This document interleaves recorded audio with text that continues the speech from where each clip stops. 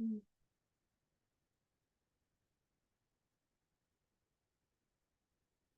want to welcome everybody back.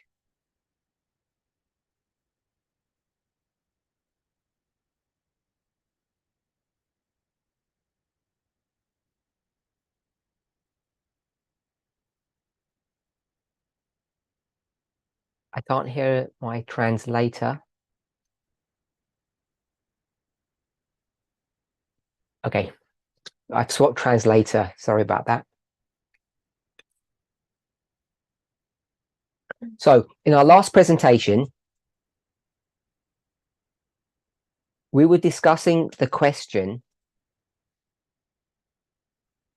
about Sabbath keeping and about our nature. Two vital components of our prophetic message.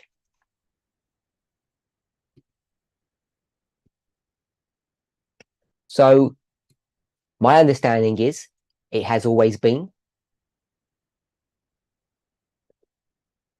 that we will continue to keep Sabbath week after week through eternity.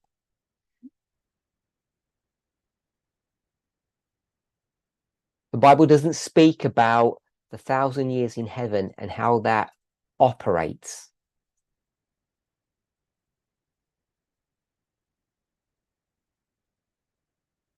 Because obviously we're not here on this earth and we don't have the rotation of the earth around the sun, etc.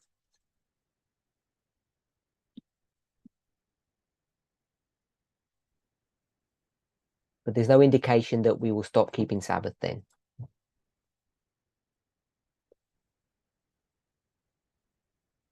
So putting that aside,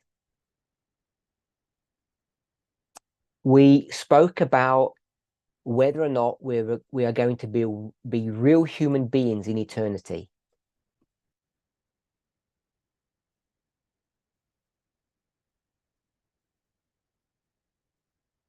Questioner asked, are we going to stop being humans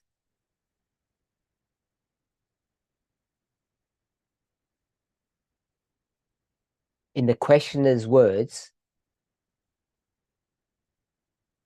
because we become fully God's counterparts?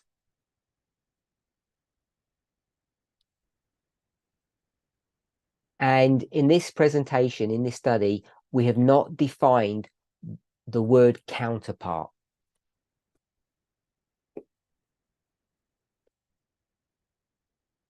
But it's a concept that I have discussed in the past and we all have a working knowledge of.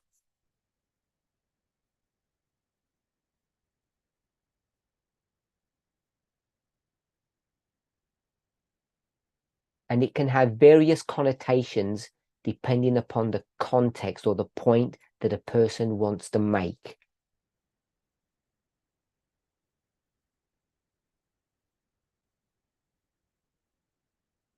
It has this idea of completeness.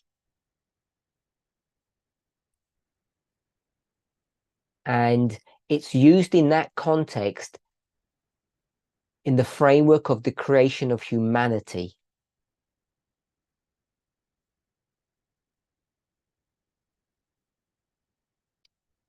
In the book of Genesis, when those two beings are created,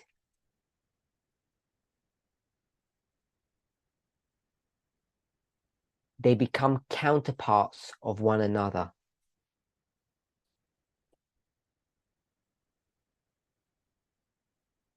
But our focus in the last study was about us and God.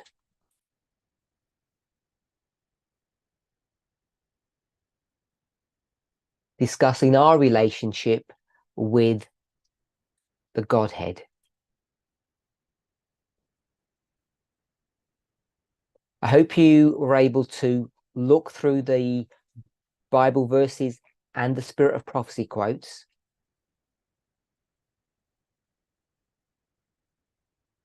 Either during the presentation or during the break that followed.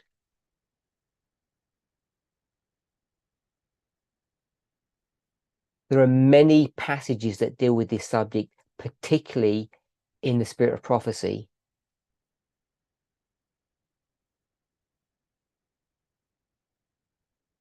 And especially in the work of Jones and Wagner. And we know that this is important in the passage that we were focusing upon, 2 Peter 1:4. It talks about this promise.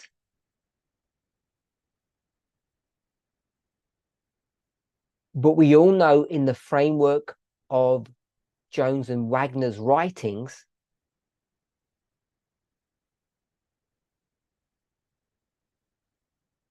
terminology such as righteousness by faith or justification by faith is used.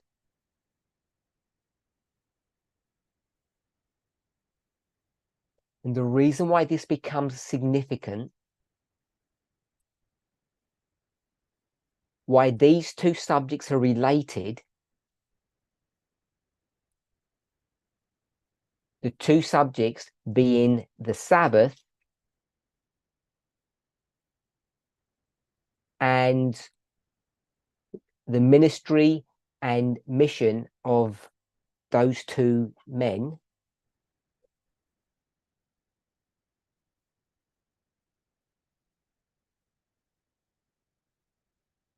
is because Ellen White ties them together.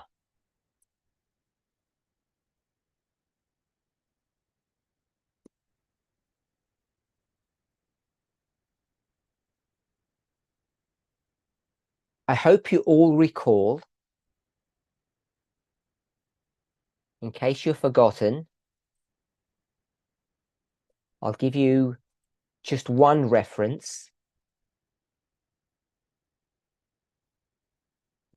This is taken from the book Evangelism, page 190, paragraph 3.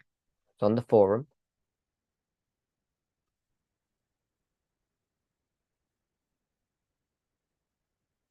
I haven't developed this thought in the recent past,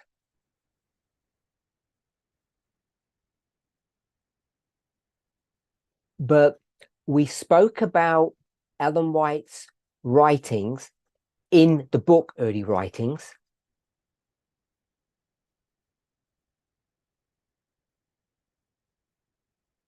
When she speaks about the sins of Babylon. And the way I, if not phrased it, the way I intimated,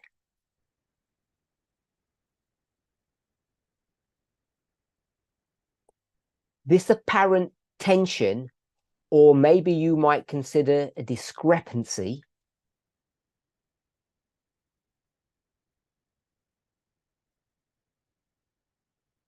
between God's handwriting, the chart, and the law of the land. What was happening in society at that time? Is the subject about the Sabbath, or is it about slavery?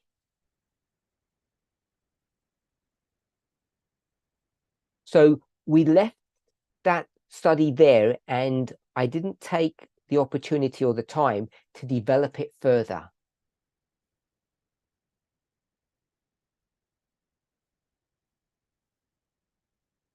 And I'm not planning to do that now.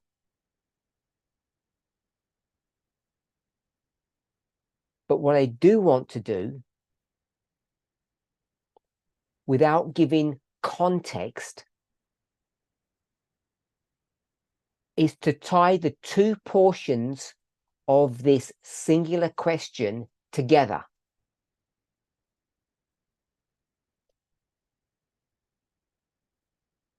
The Sabbath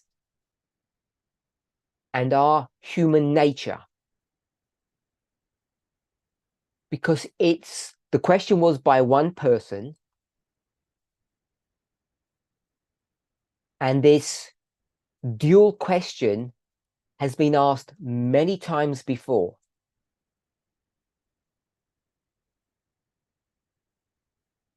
And the classic place that we find this question asked and addressed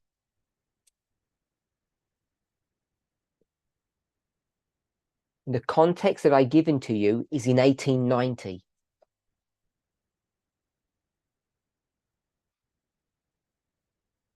So there may be a jump of logic,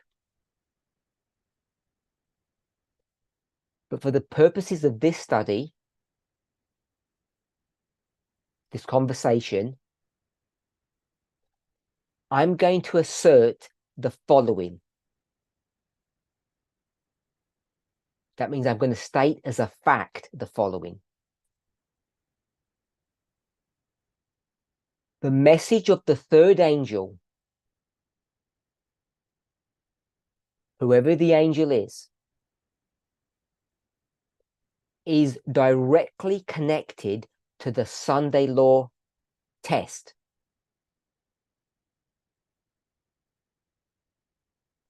It's directly connected to the subject of the Sabbath. In 1890, everybody knows that. In this movement, we used to believe that. And I'm not sure what we think nowadays about this issue.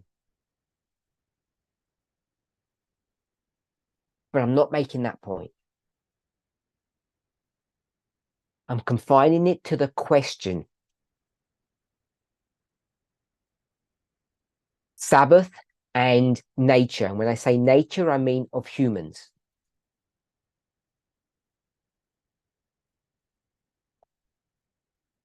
So either you remember it as Sabbath and nature or Sabbath and humanity.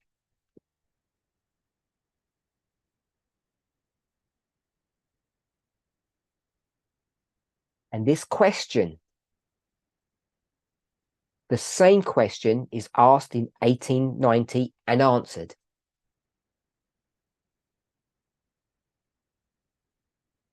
And I'm suggesting at a surface level,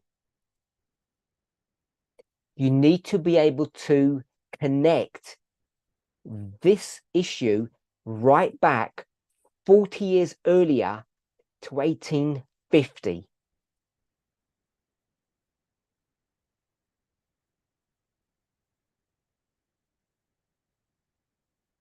And if you prefer,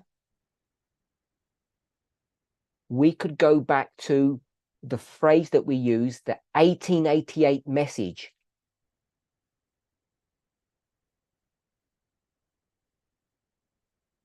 And clock back 40 years, which brings you to 1848, which is a pivotal year in the history of Adventism.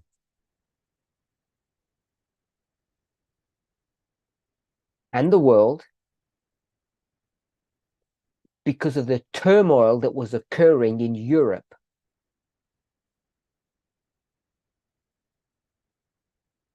And there are plenty of studies online that have been done by teachers in this movement that describe and discuss that history.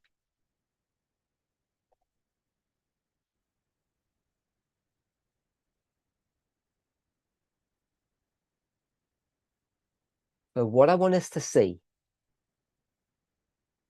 the question that's related to the message of Jones and Wagner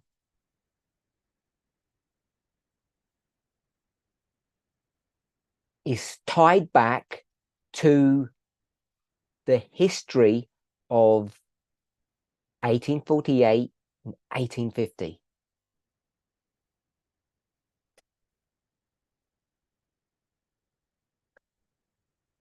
And the wilderness period through which the church travels in the intervening period.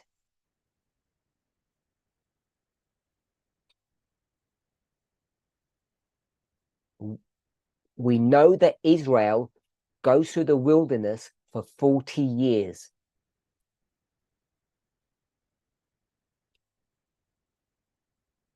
So you have a beginning and an ending.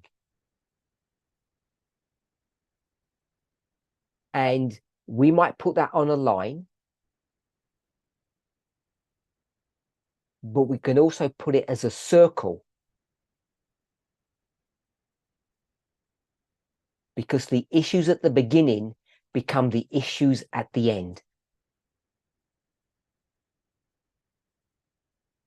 And this is line upon line methodology, as we all know.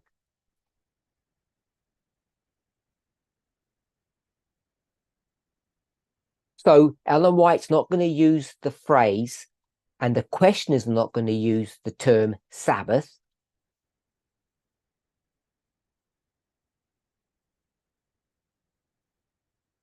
Or Sunday. They're going to call it the third angel's message. This is a surface discussion.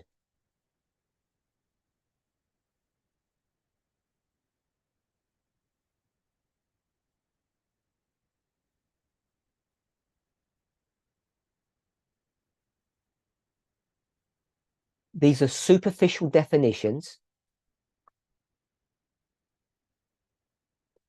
And there is much more depth to this subject. But simply stated, I'm saying the third angel's message is the message of the Sunday law,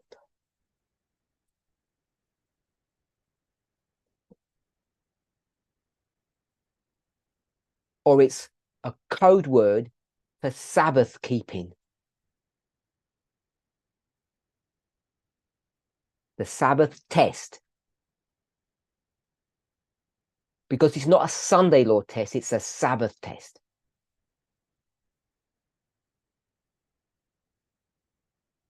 And the word verity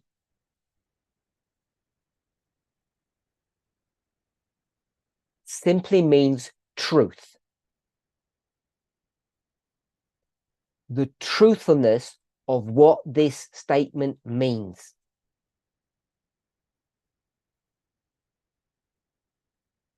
Of what this concept or idea is.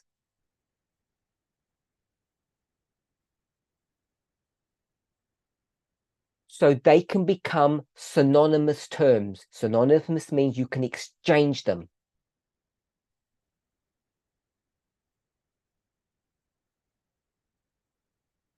So the question that's being asked is that at the beginning of our 40-year wilderness wandering,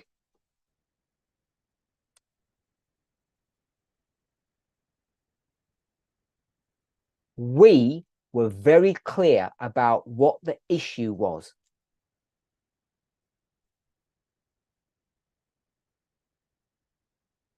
Today, the we view that beginning journey quite differently.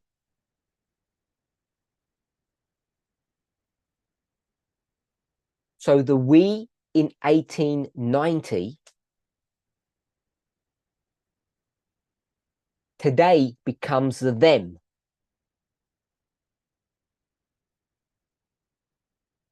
Because we've come to a place where we separate ourselves from their ideology, even perhaps their methodology.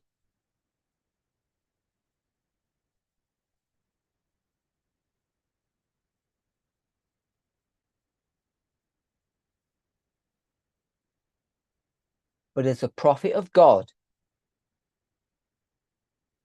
Ellen White sees her responsibility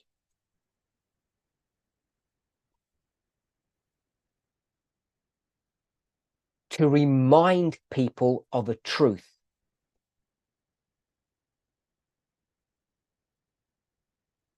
to tie these two things together.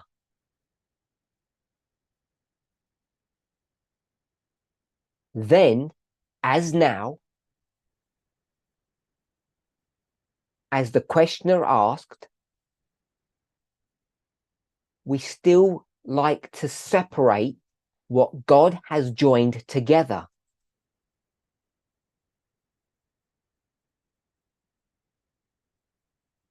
So, Ellen White is going to say, the message of the Sabbath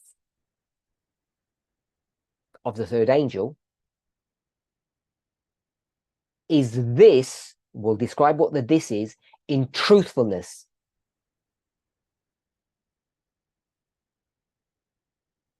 Because people don't see it when they've come to the end of their journey. And the implication is they should have seen it at the beginning. Because when she responds to the question, she's going to infer, she's going to imply, of course. How come you didn't know that? And her answer, the way she gives it, is not stating something new. She states it as a repetition of a reality.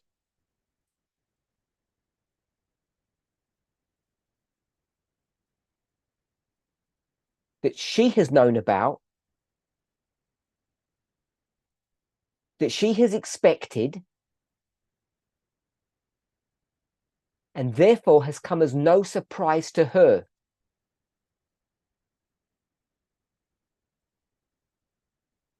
Several have written to me asking if the message of justification by faith is the Sabbath message,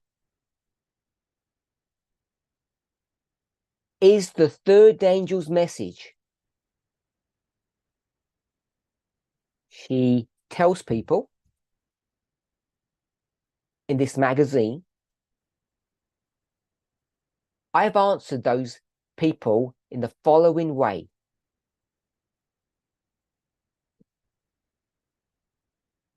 Yes, the subject or the message of justification by faith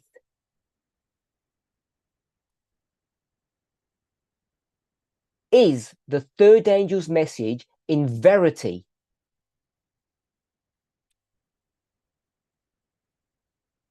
The subject of justification by faith is, it's not related to,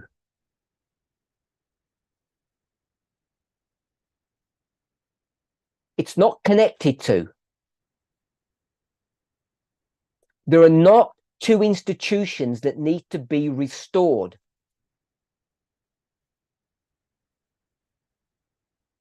It is the Sabbath message in truth.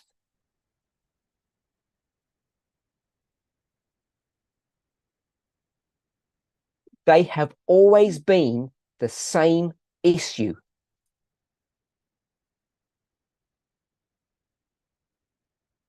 The same subject. The Sabbath, yesterday, today, and tomorrow, is as real, is as necessary as our humanity. If you take one away, you destroy the other.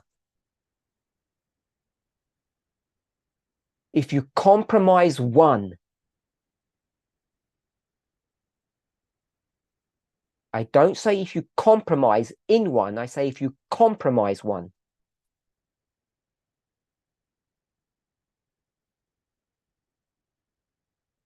you destroy the other. John says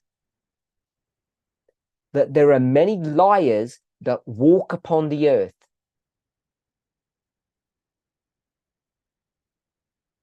Claiming that they love God, and the only God that exists, the only one that we know about, the only connection point that we have with God, except for those few people during that 3.5-year history,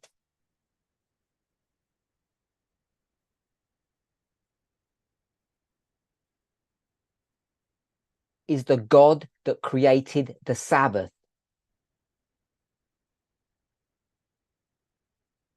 And John says, if you don't love your fellow humans,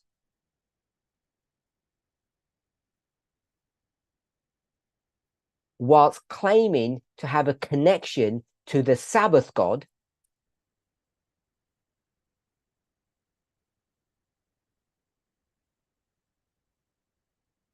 because that's the only reality that we have to connect ourselves to God,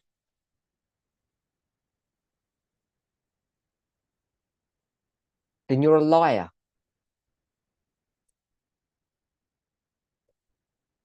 Peter does this. Jones does this. Wagner does this. Ellen White does this. John does this. The first John does this. And Moses ties this together in the book of Genesis.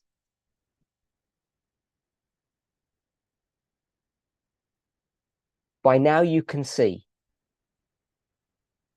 this is in fact a common theme through the plan of salvation.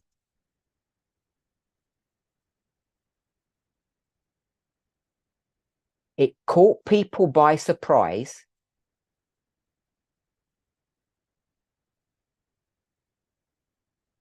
Over 130 years ago, Ellen White answered their question succinctly, directly.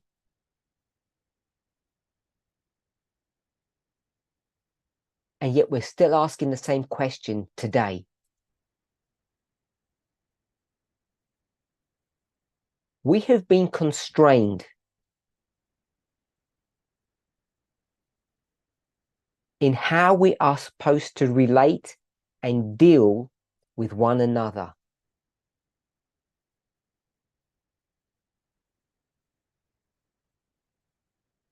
You can't separate that from how we're supposed to deal with and relate to God.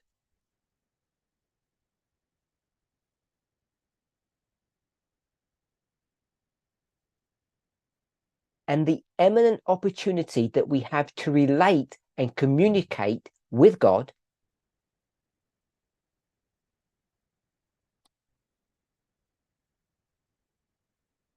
is in, during, and through the Sabbath. In, during, and through the Sabbath.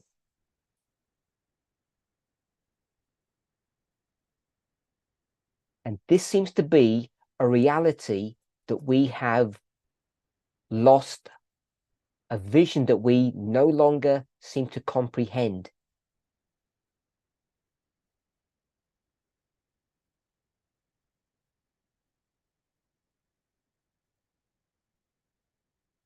So when we compare the verses and the passages that we have been discussing,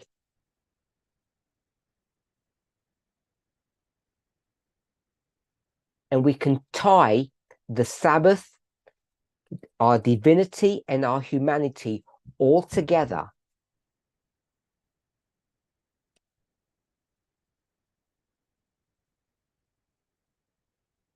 If at least some of us, if not all of us,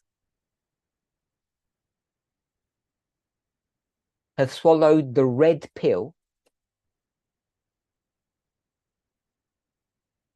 then we should understand how to navigate through our current history.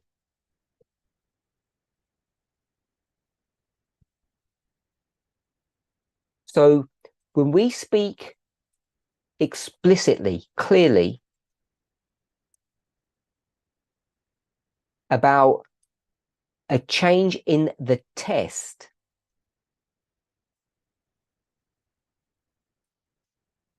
we need to be careful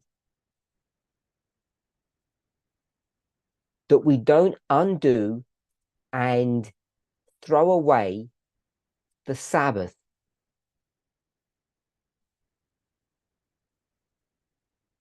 Because in doing so, we end up dismantling and throwing away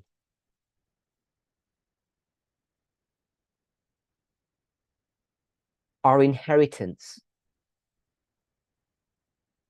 Not just our future inheritance, but the gift that we have actually been given today.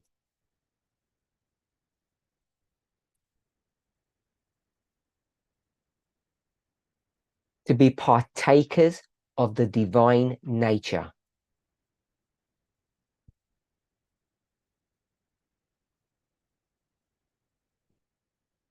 And as we should have expected, right on time, this promise,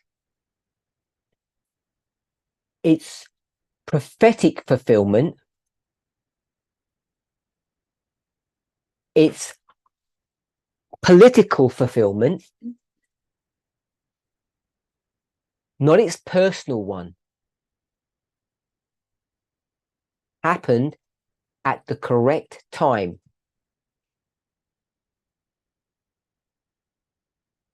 At the midnight cry, where it should have been, where we were offered not to throw away the Sabbath, but we were offered to understand our own humanity, which today we call the test of equality. Sometimes we use other terms, but they all coalesce around this subject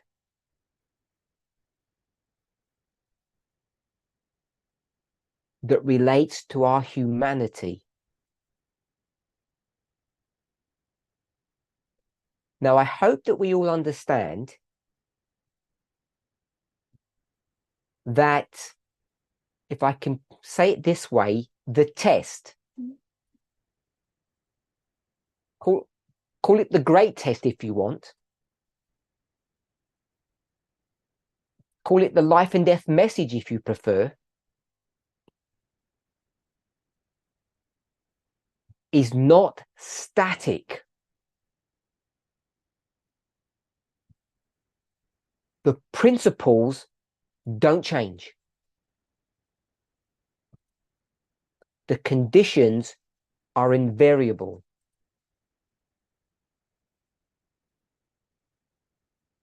But the test changes.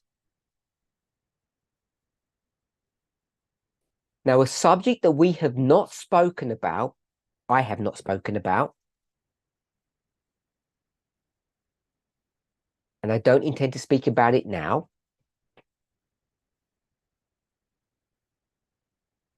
but I will sooner or later, relates to the great test. Because if I were to ask you, what is the great test? You shouldn't be able to answer me. You should respond with your own question, which is, it depends on what history you're talking about. Give the history, give the context. I'll tell you the great test. So if we go back to the very beginning and we look at things at a very superficial level, as we're apt to do, as we often do, our simplistic version was you just keep the seventh-day Sabbath, and whatever the pressure is, you hold on and you'll be saved.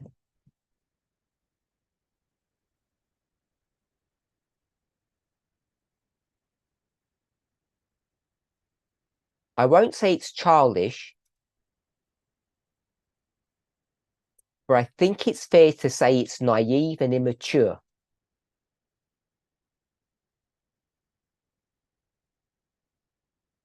And I don't mean that in an insulting way.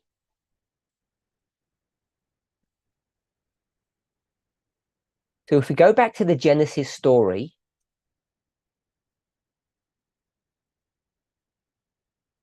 and we consider the great test, seems to me that the great test is about what you are allowed to eat and what you're not allowed to eat.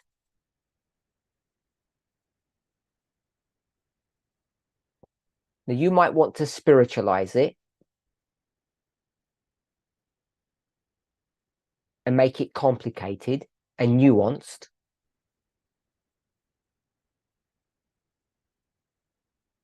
Feel free to do that. But at its simple level, the test was you can eat this thing and you're not allowed to eat that thing.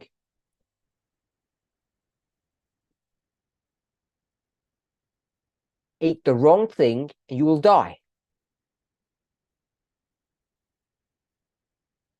Now, the question that you need to ask yourself is that test the test that we're confronted with today? Because many of us think that it still is. That you are going to be tested on what you eat and drink.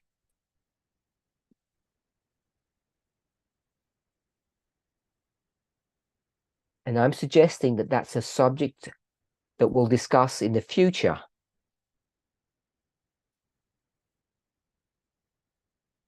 And I don't think it's as straightforward as people imagine.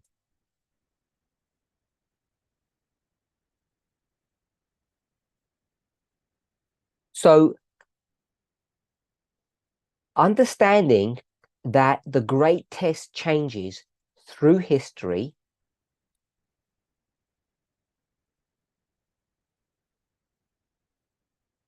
at our loud cry, us as in the priests, when we look at the cry that happened at midnight, we can see how the great test was refined and defined.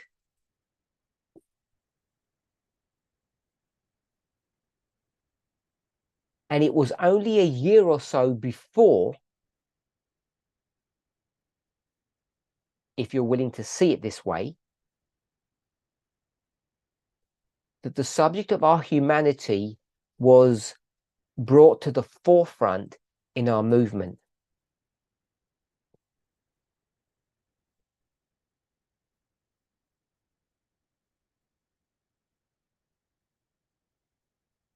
Because at least in my mind, our humanity, its connection to divinity, the very subjects of the nature of humanity are all spheres or facets of the same subject.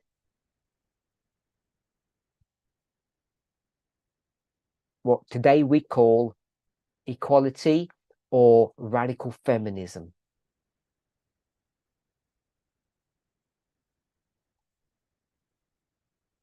So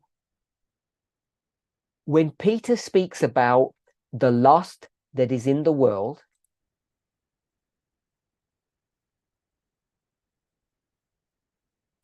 this corruption that occurs through forbidden desires, that corruption is both at a social and individual level.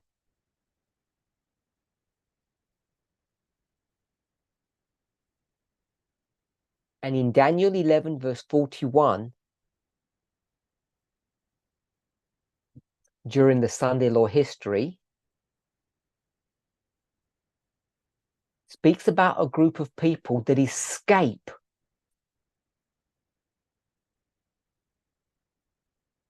it doesn't say escape the world. It says escapes the servitude and restrictions imposed upon them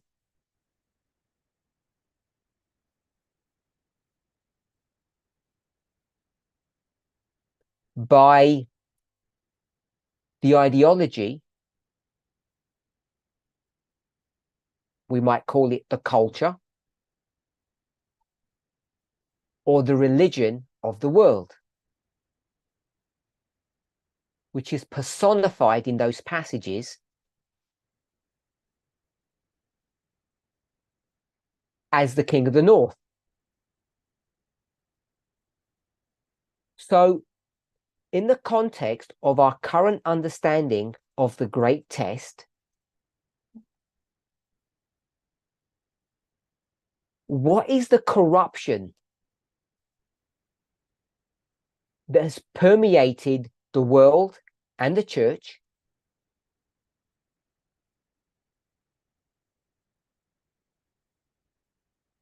through these forbidden desires? What I want to suggest, it's this idea of a patriarchal system.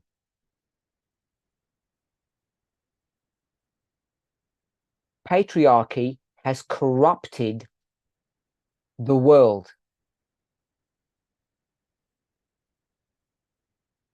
And the way it does that is by creating in the hearts and minds of individuals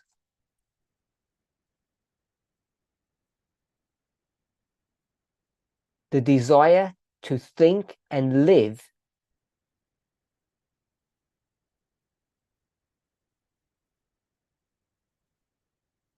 to relate to others,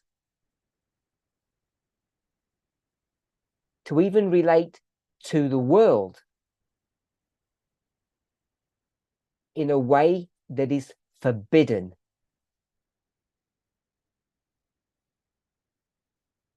In a way that stands in opposition to the divinity of God.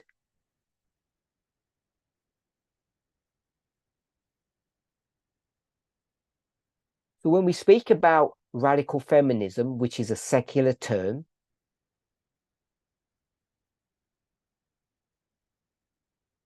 when we speak about equality, what we're really doing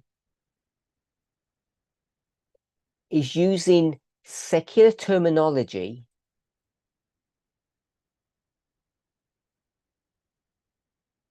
to describe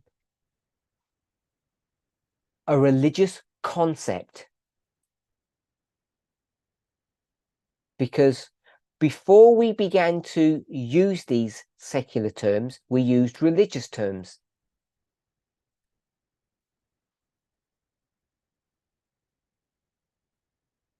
As we're doing today. And what I want us to see is whether you ask Daniel, Jones, Wagner, or White, John or Peter, and I can't remember if I said Daniel or not, but Daniel, they're all saying the same thing. And they're all using different phraseology or terminology to describe the experience that we are required to have.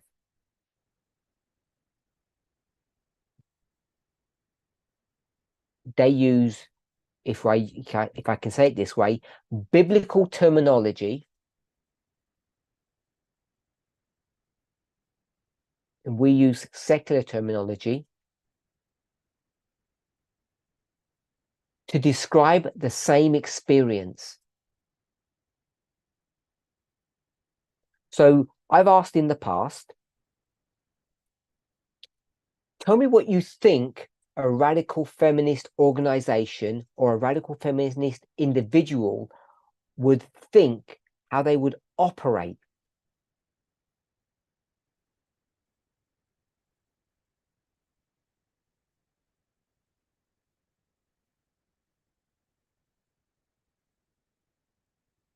Well, the first thing they need to do is accept these exceeding great and precious promises.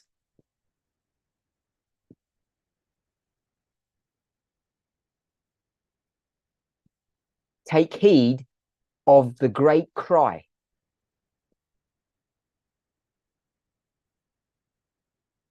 Because that cry explains the lust that we have been engaging in.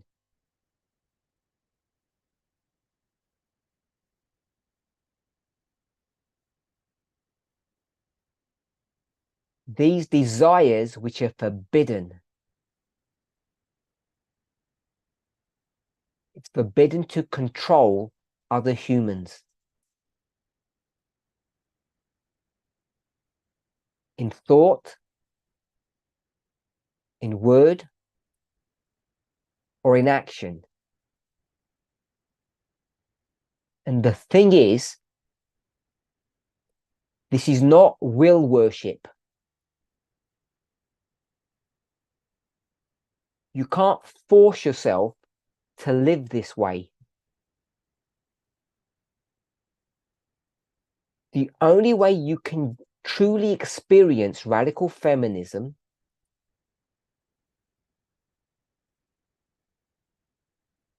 I would suggest is not by observing human beings,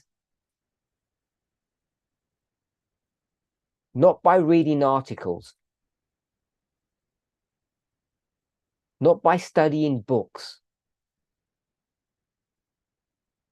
All those things are good and necessary. But the passage tells us it's only by partaking of the divine nature,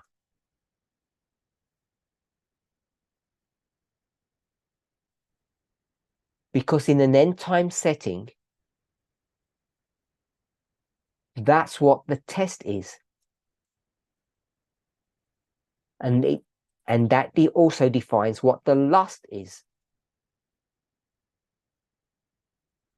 and how we have become corrupted. We're not corrupted because we're building a tower. Although you see the same principles in that story as we're experiencing today.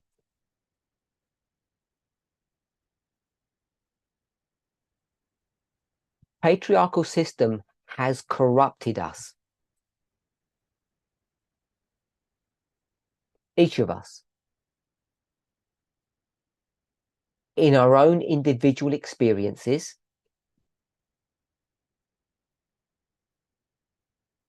but also as a society, culture, and religion. And the only way to escape this is by exchanging our humanity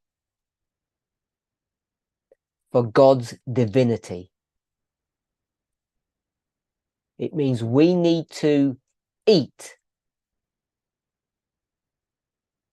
in the terminology that we used to use back in the day,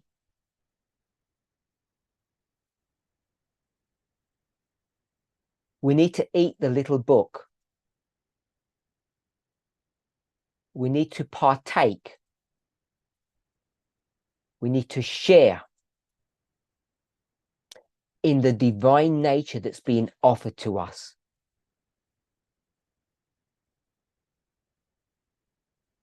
Which then helps us to better understand the experience that Ezekiel went through.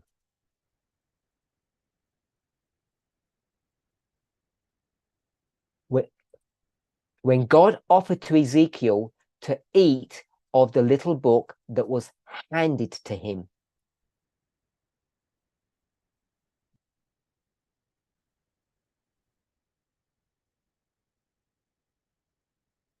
It's not just about making him angry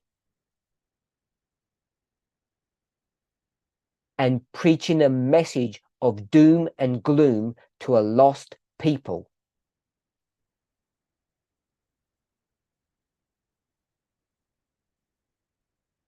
It was that, but it's much more. It's the same principle as we have spoken about today.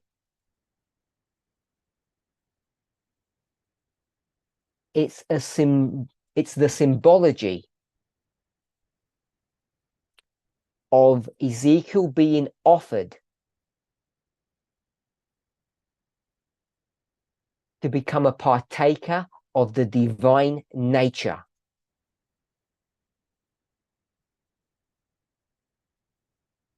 And when that happened, when he ate, if we could say, the book of Daniel,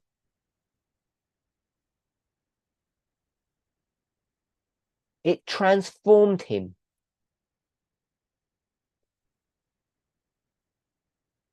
from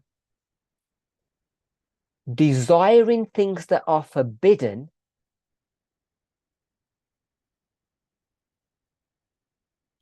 to seeing and experiencing things as God views them.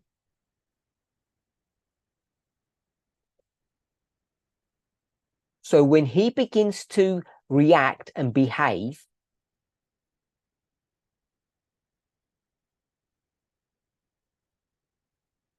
it's not as a human being,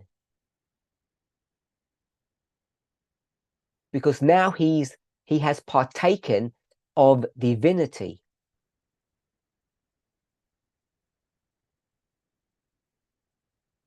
And when we see his behavior, his experience, his thoughts,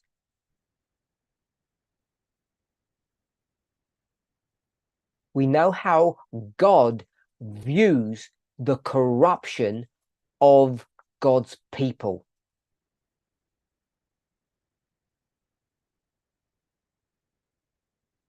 Who had corrupted themselves through lust. Not sex, not violence. It included them, but they were not the real issue. It was the control that comes along with the patriarchal system.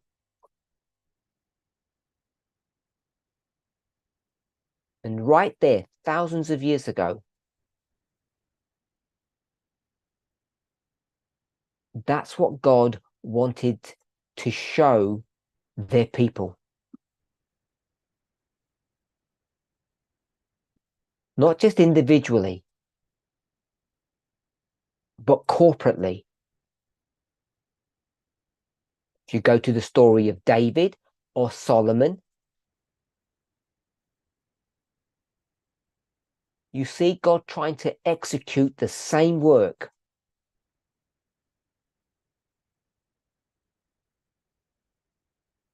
Desiring the same goal. And I'm suggesting that in order to pass the test today, in order to view those stories correctly,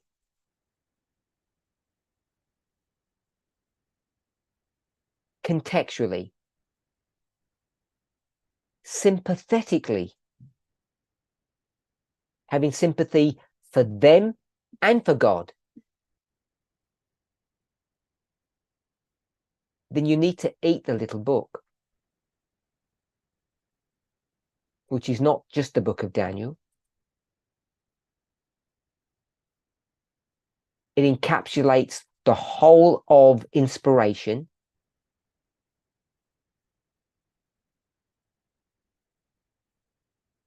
So that we can become the people God designed us to be.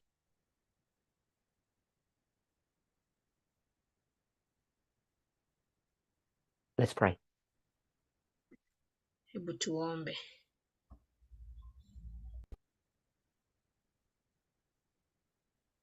Dear Lord, as we contemplate and meditate upon your word, whether it's through one of your inspired prophets or directly through the words of Jesus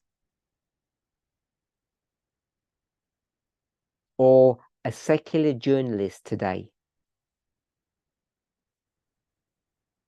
help us to understand our work and our duty.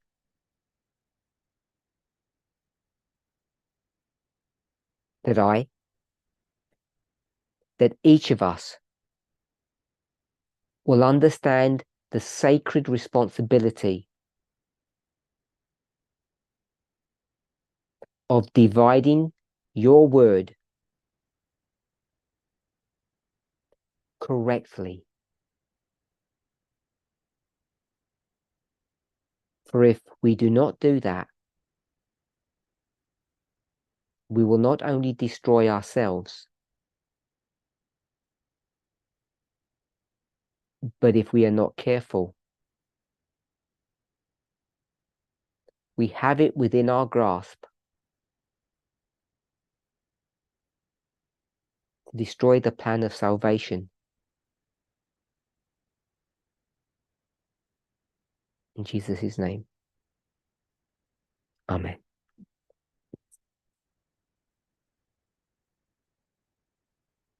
I want to thank you. That's the last and final presentation that I have for this weekend's meetings.